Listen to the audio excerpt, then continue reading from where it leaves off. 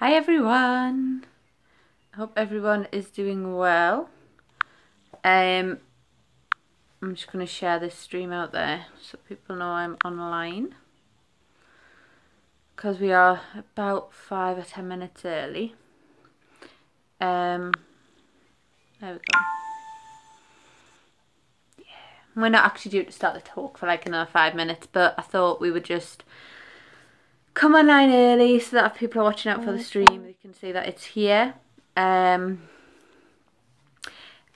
Hopefully this goes well and we can do more of these events, but today's a bit of a test run really to see how these live events go, see what you guys think of them, see if we're going to do any more.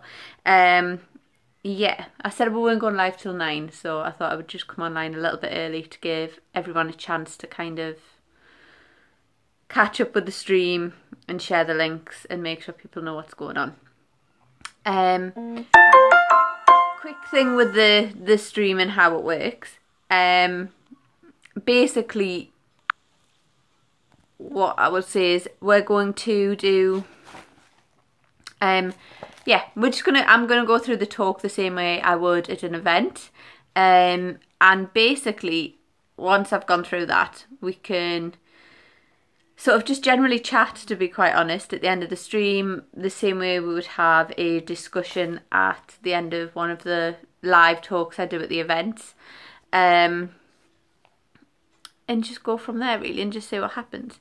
I am cheating a little bit. I am reading this talk from my notes, because if I don't have notes when I do a talk, I tend to just ramble and go off on some sort of crazy tangent. And for the sake of keeping this I don't know, online talk, I'm not sure what we're calling this, workshop, in some semblance of rationality.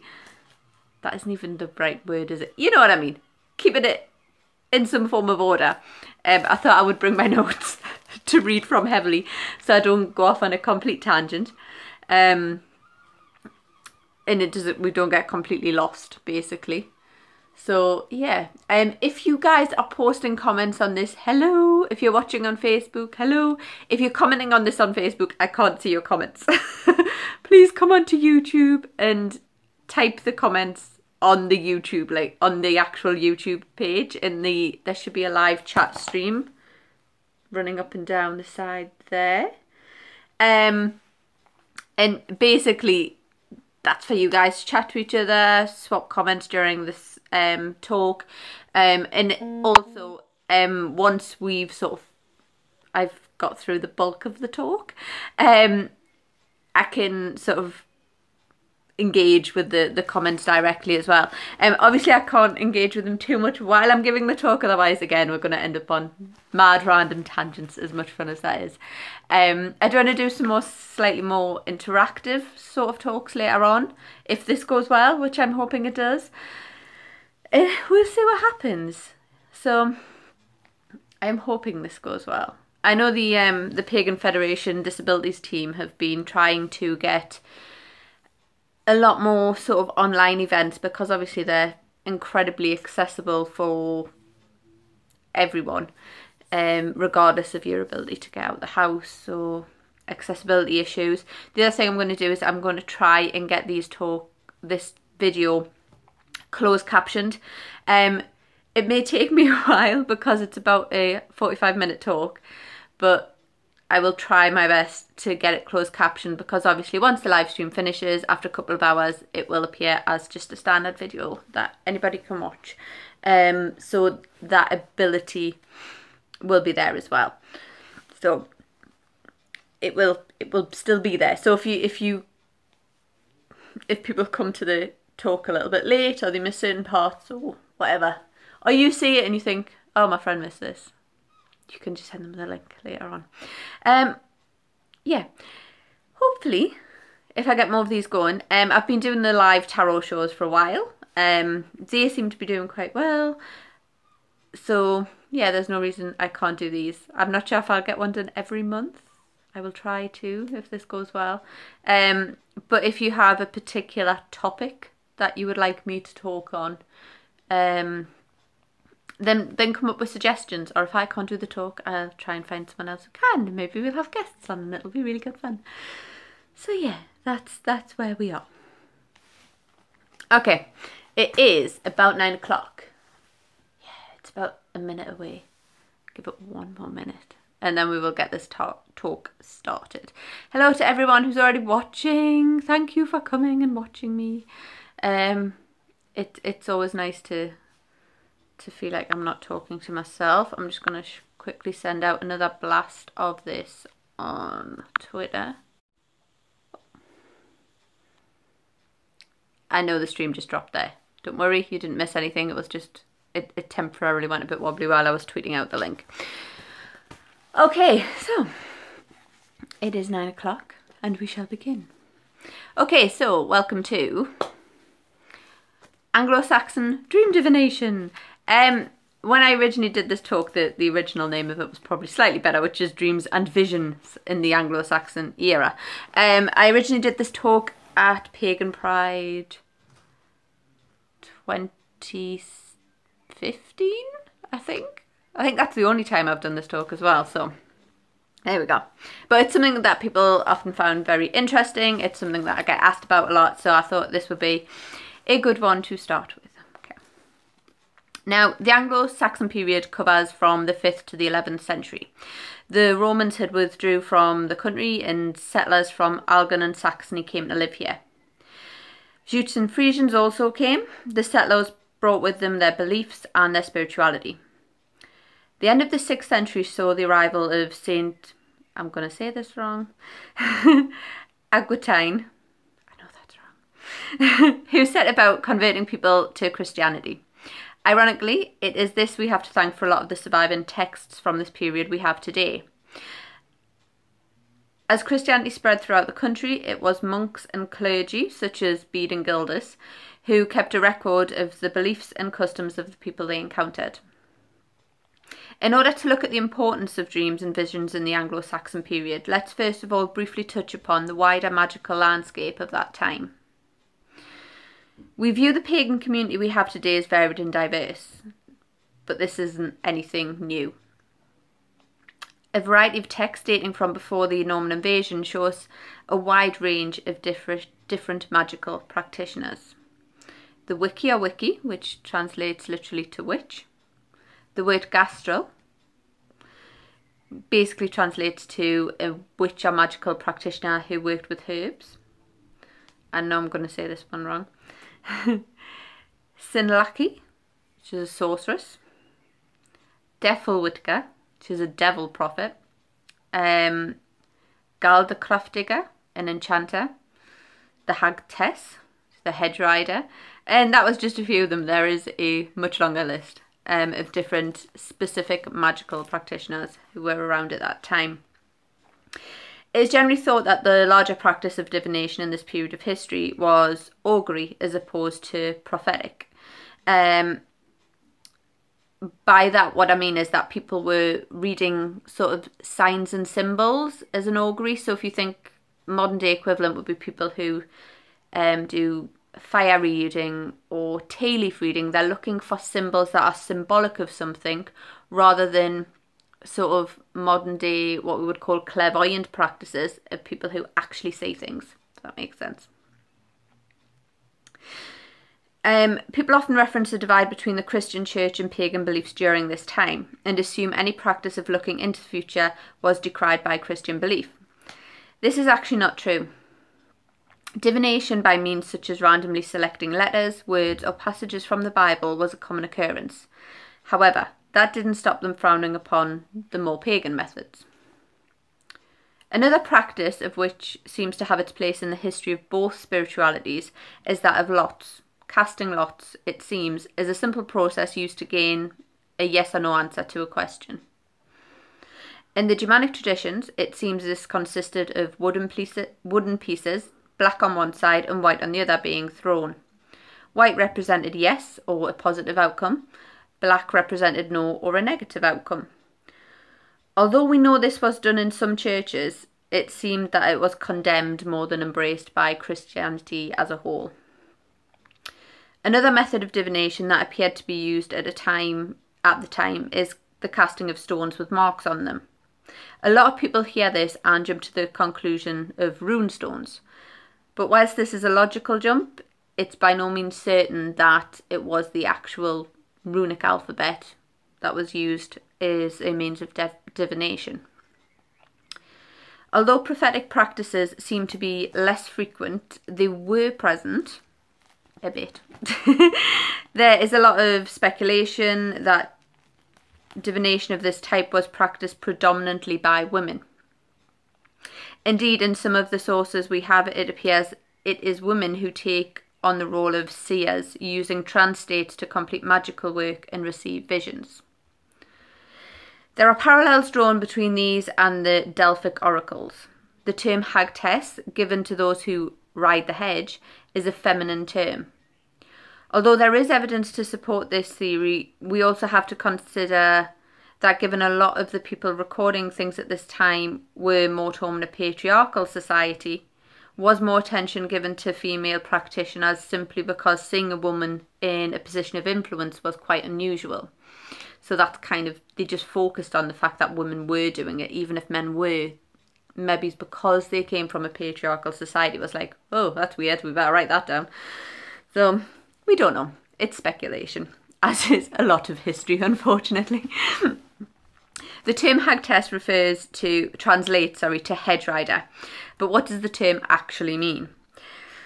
The hedge the term refers to is not so much a physical boundary between pieces of land, but a metaphysical boundary between our world and the other worlds. To ride the hedge was to walk with a foot in both worlds. One of the early references to this is in the 13th century poetic Eddas. If I see hedge riders flying high, I can make it so they go astray of their own skins and their own souls. There's a lot of translations of this. The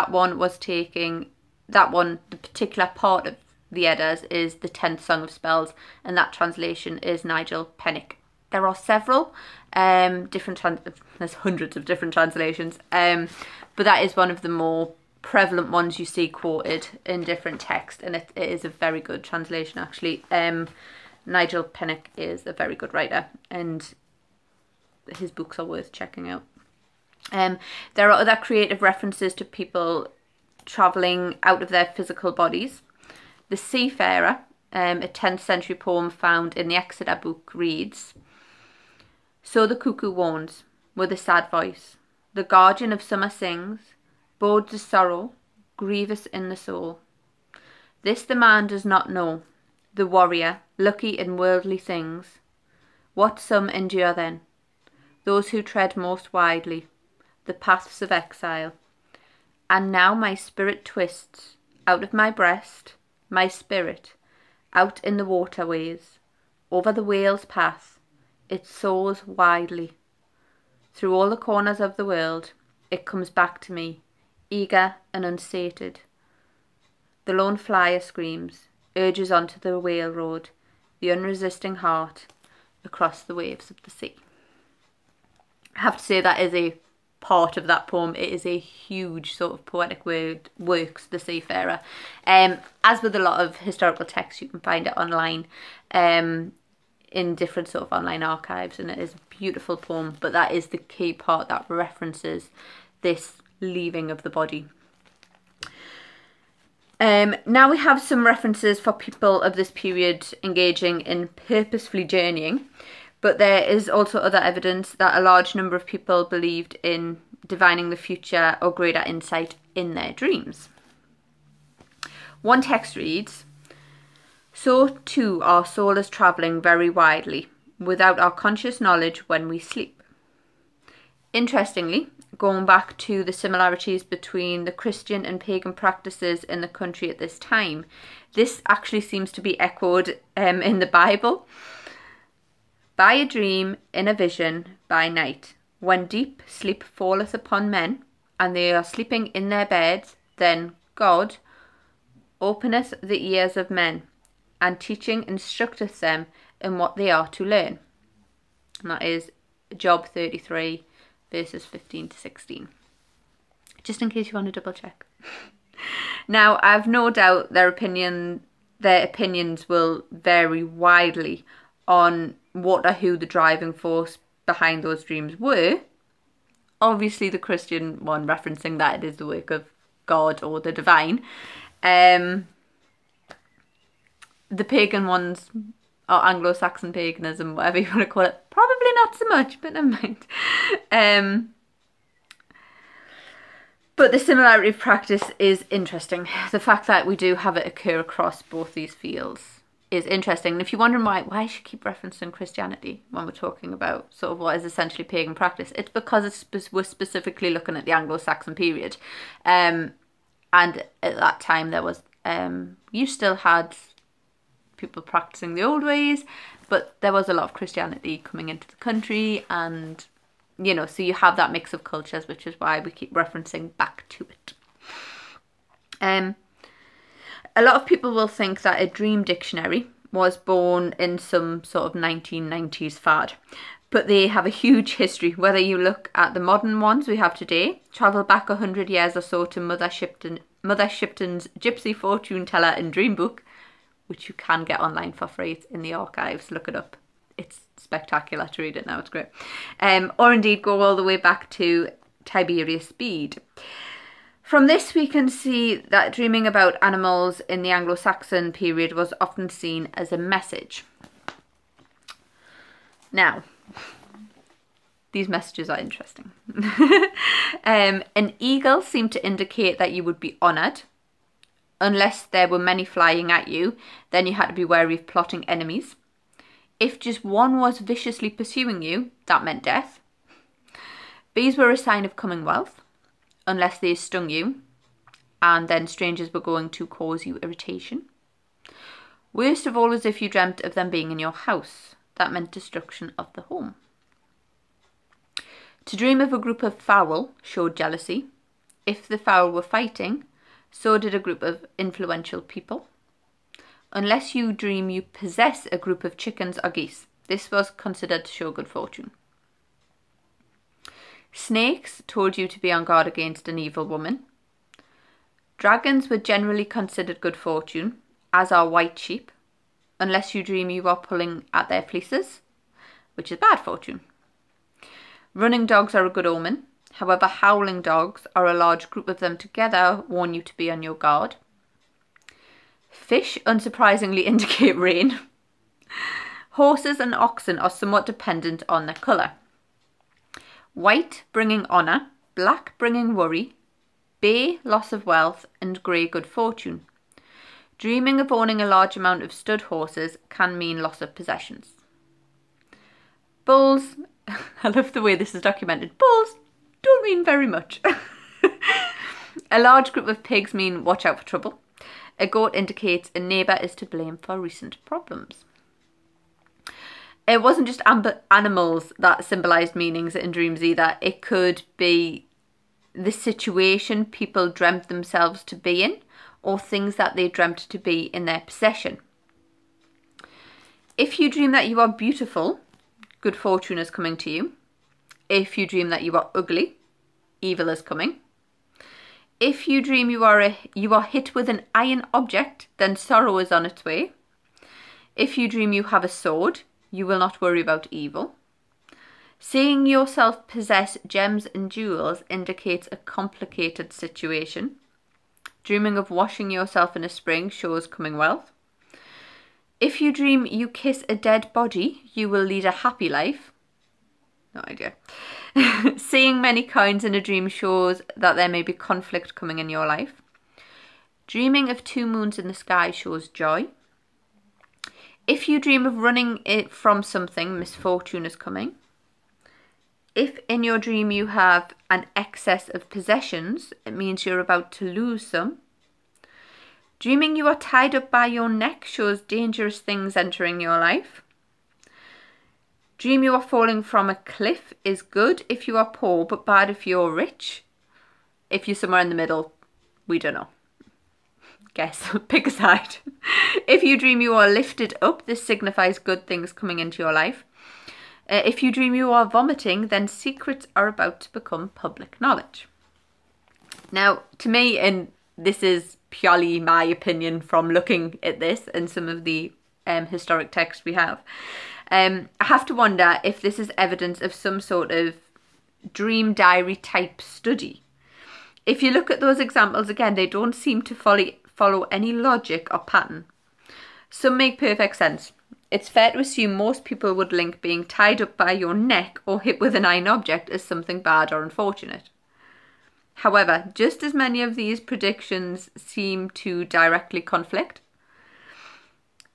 like with how you would naturally feel about the things happening to you, they seem to be almost the opposite or completely unrelated. Most people don't equate kissing a dead body with joy, for example. This then makes me wonder, are these predictions a result of a study of dreams and what happens to the people in the days that follow them? It appears this was done in more ancient history by the Greek, I'm going to say another name wrong, Artemidorus? Someone's going to correct that in the comments. If not a formal study, were dreams talked about and shared frequently? This, I feel, is another, albeit small, indication of the emphasis put on dreams during this period in history. Now, unusually, something that seems to not be present in modern sort of dream translating, but does seem to be in the Anglo-Saxon one, it's not just about what you dream, it's about when you dream it. A lot of modern pagan practices see the phases of the moon as associated with magical practice. The full and waxing moon seen as a time of gain and summoning. The new and waning moon as a time of banishment and closure. They also play a part in traditional agriculture. Planting and harvesting by the moon phases is actually making a bit of a comeback. They still produce them. This seems to be more in the US. I know a lot of the guys watching this are in the US because I see my YouTube stats and I know more of you guys in the US watch me than they do in the UK, which is a bit weird. But certainly in the US you can get sort of the farming almanacs that actually state the moon phases and planting and harvesting by the moon. And it's coming into sort of everyday organic farming a lot now as well, which is actually quite cool when you look at some of the results they've had with it. According to an 11th century text, the phases of the moon also played a part in dream divination. It was believed that whatever you dreamt about on the night of a new moon would generally turn out well. The 4th and 5th night of a moon cycle were nights that promised a favourable outcome. No matter what you dreamt about on the 6th will happen, but it won't bring you any harm. The messages you receive through your dreams on the 7th night will not come to pass for a long while. It doesn't specify how long a while, just a long while. Dreams on the 7th and 8th night always told of ill fortune. Whatever you dreamt on the 12th and 13th night would come to pass within 3 days. Dreams on the 14th and 15th night will have little or no effect. Things you are shown in your dreams on the 16th night will take a long time to come about. Dreams you have on the 17th, 18th and 19th will come to pass within 103 days. Dreams on the 20th and 21st nights concern material possessions. Night 22 brings dreams of good fortune. Night 23 brings dreams meaning trouble and arguments. You must take a very serious notice of dreams on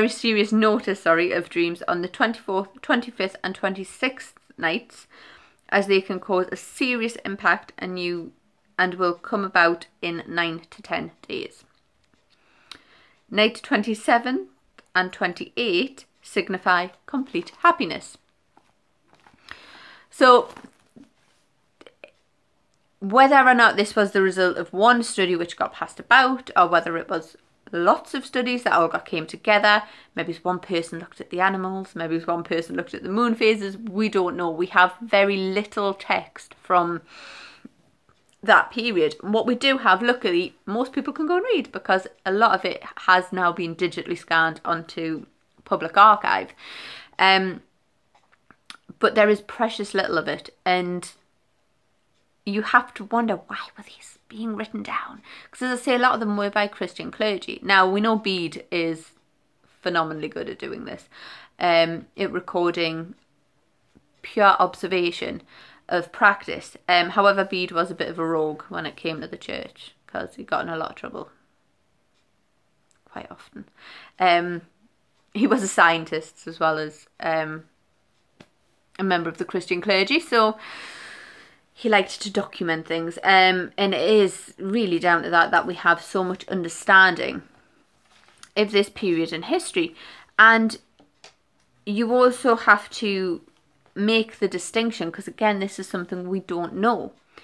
The way they translate dreams carry across to the way that they translated the work of the Hag Tess and Shamanic practice within Anglo-Saxon England or Britain, or whatever you want to call it.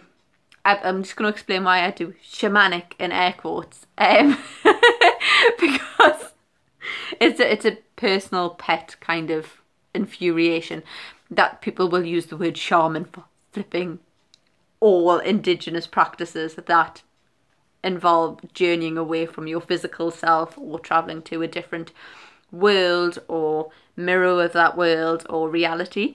Because for me, a shaman is quite a specific Northern European practice that comes from what is now Siberia. At the time it wasn't when it was practiced, but it's a very specific practice, and it's kind of just like applied to so many different practices that.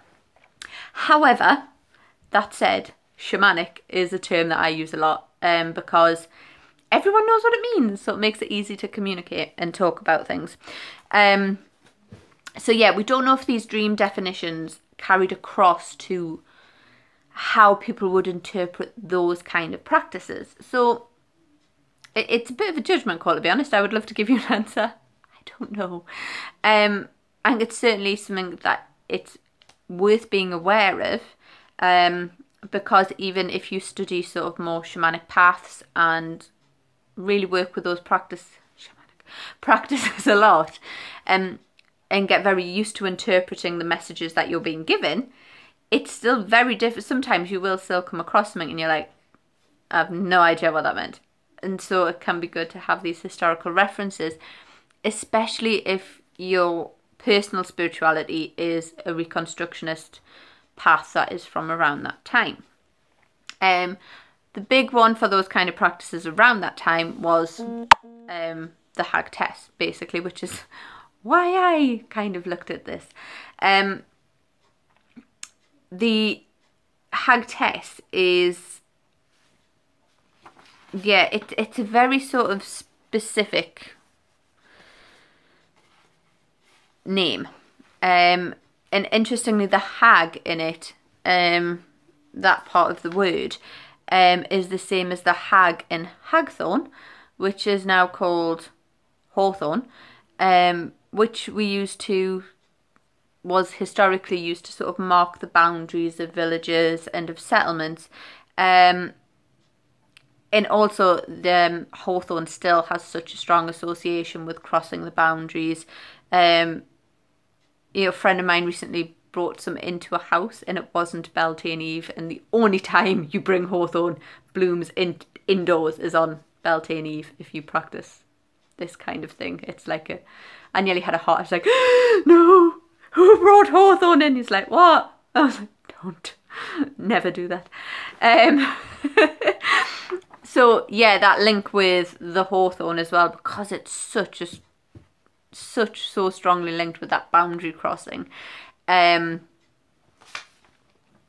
It's interesting that we have that sort of etymology between Hawthorn and the Hag Tess as well.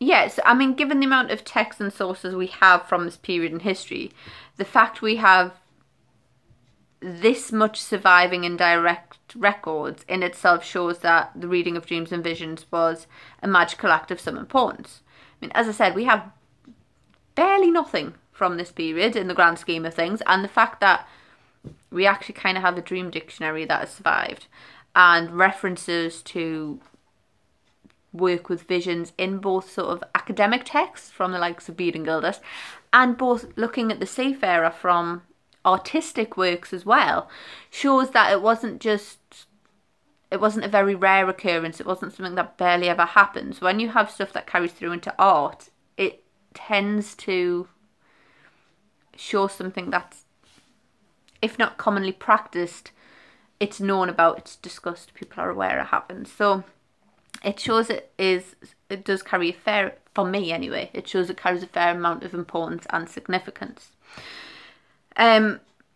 From that time to this, our fascination with dreams, visions, and what they mean have intrigued people. Whether it be in a spiritual sense, with people stepping outside of their geographical presence and exploring not just the historical practices of this country, but of everywhere from Native American practices to shaman of Siberia, although it wasn't called Siberia at the time, but we'll just skip over that. We're not going to go into geography. Or whether it be scientific, people still aren't really, like, even scientists, they know all the sleep patterns and what triggers it, and they can see what happens to your brain when it starts dreaming. But actually what it means, they're as stumped as we are. It's nice to know. One thing that seems certain though, people can't help but wonder and look at the meaning in the world we go to when we sleep. And I don't see this changing anytime soon, to be honest. It's one of the most things I get most asked about. It's possibly one of my more heavily attended talks is looking at dreaming and visions. It just absolutely enchants people, and it crosses, I know we talk about paganism being such a huge umbrella term these days, and as we stated at the beginning of this talk, it kind of always has been a big umbrella term, but even more so now the world is so much more in touch with each other. And it seems to hit every single one of them. It may have different importance, it may have different significance, it may be read different ways, but going way back to the Anglo-Saxon period and coming right through to today, that importance seems to have carried through. So it certainly seems to be something that is significant, and it certainly doesn't show any sign of going away. Now, whether or not you choose to interpret your dreams via your own personal methods, by meditating on them, by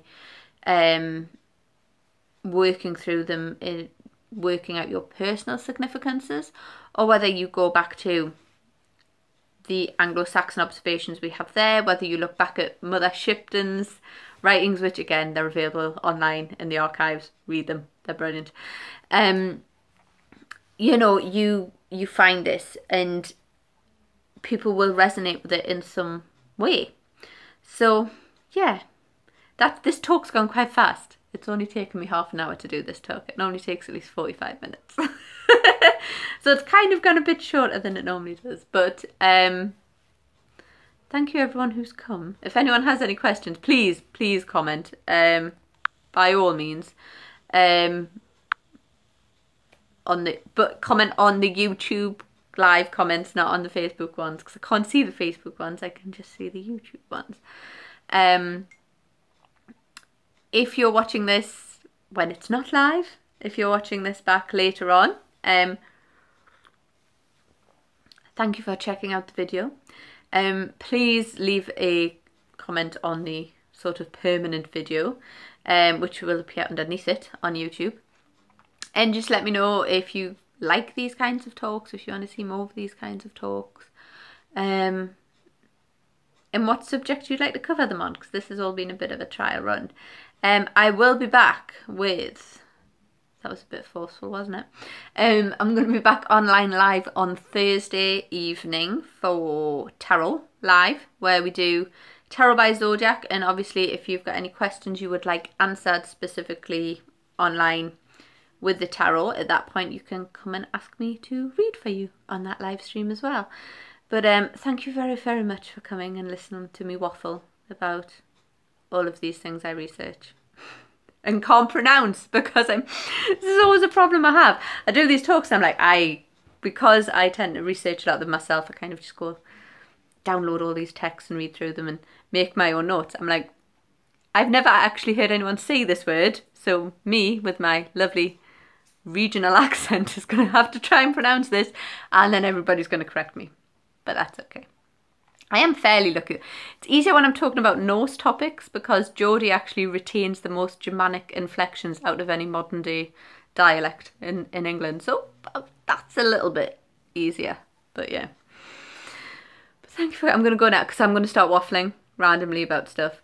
Thank you for coming and watching the talk. Please let me know in the comments if you enjoyed it, if you'd like to see any talks in the future. If you want to come and get tarot readings, or watch other people get tarot readings, or just get your zodiac reading, I'll be back online on Thursday night. Bye guys.